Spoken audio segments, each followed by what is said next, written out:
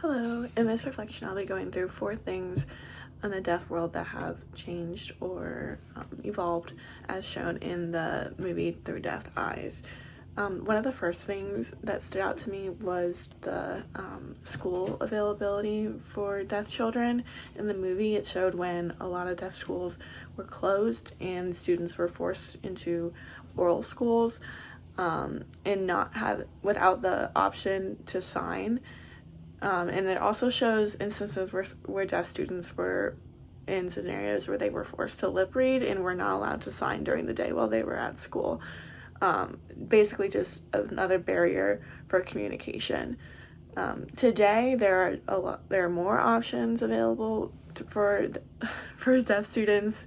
One example of that is the Ohio School for the Deaf, which is located in Columbus.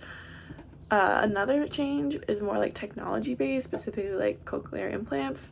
With technology, cochlear implants are more evolved, and it's more a personal choice for people to either choose to get them or not.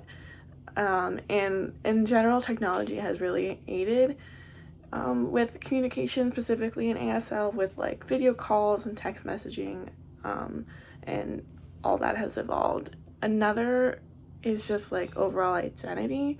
In the movie it talks about how deaf people were viewed as disabled or something needed to be fixed, whereas at the time people proudly identified as deaf, and today people proudly identify as deaf, and that is more accepted today than it was 50 years ago.